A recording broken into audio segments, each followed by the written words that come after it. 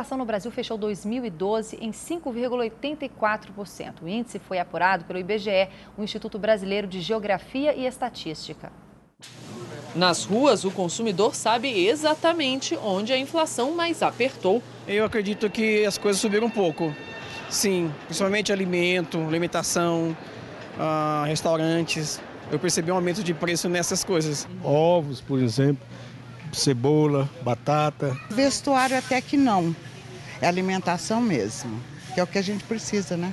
O índice de 2012 ficou em 5,84%, dentro da meta do governo, estipulada entre 2,5% e 6,5%, mas acima do centro da meta, de 4,5%. Os setores que mais pressionaram a alta dos preços foram despesas pessoais e alimentação. O aumento de salários de empregados domésticos, o preço de cigarros e gastos com beleza e viagens foram os itens que mais se sobressaíram nos gastos pessoais. Já o impacto na alimentação foi causado por problemas climáticos, como a seca no Nordeste, que elevaram os preços dos alimentos, e também pelo hábito de comer fora, que ficou mais caro.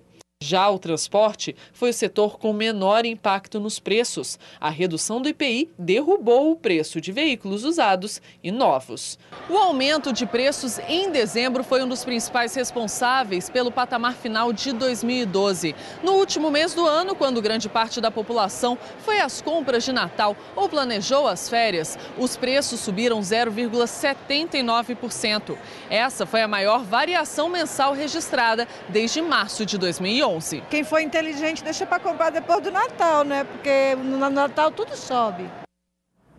E para falar sobre o resultado da inflação, está conosco a repórter Manuela Castro e o professor de economia do IBMEC, José Ricardo Costa e Silva. Bom dia, professor. Bom dia, Manuela. Bom dia, Natália. Bom dia a todos.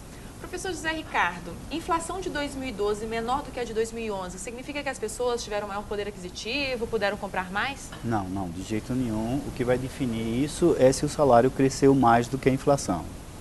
Agora, professor, alimentos e despesas pessoais foram os grandes vilões dessa inflação de 2012. É essa a tendência? Que eles continuem em alta? A tendência em termos de despesas pessoais, sim, porque isso está relacionado a um mercado de trabalho aquecido e não a perspectiva dele de mudanças grandes no futuro. Em relação a alimentos, isso depende um pouco do clima e também depende um pouco da demanda internacional por alimentos, que não deve alterar muito. Mas se houver uma mudança no clima que reduza os efeitos da seca sobre alguns alimentos, é possível que haja uma redução no médio prazo. Nesse início de ano você vai ver um crescimento ainda típico sazonal por causa das chuvas. Professor, e esse é o terceiro ano que a inflação fica acima do centro da meta do governo, que é de 4,5%. Por que está difícil atingir esse patamar? Acho que a principal dificuldade, Manuela, é a questão no mercado de trabalho, que está aquecido e que tem pressionado os preços de serviços. A inflação de serviços já há algum tempo tem sido muito maior do que a inflação que você vê. 8,5%, que a gente tem observado de aumento anual do preço dos serviços. A economia cresceu muito pouco em 2012. O normal não seria a inflação crescer pouco também? Existe uma regra de bolso que diz que com a inflação crescendo pouco, você tem pouca demanda, pouca pressão sobre preços e inflação baixa.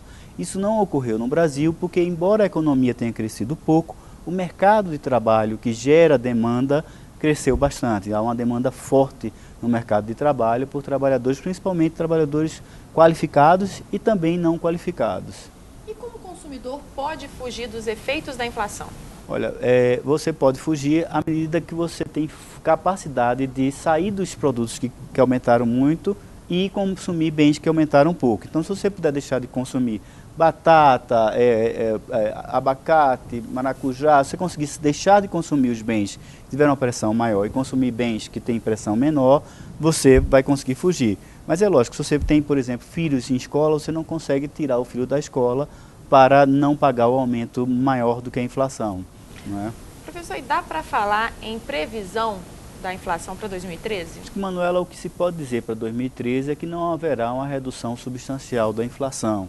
É difícil dizer se ela vai continuar no mesmo patamar ou se ela vai crescer, porque existem muitos fatores ainda que são uma incógnita. Mas o certo é que a pressão por aumentos de preços altos vai continuar. Muito obrigada, professor. Obrigado. Obrigada, Manuela. Obrigada, professor.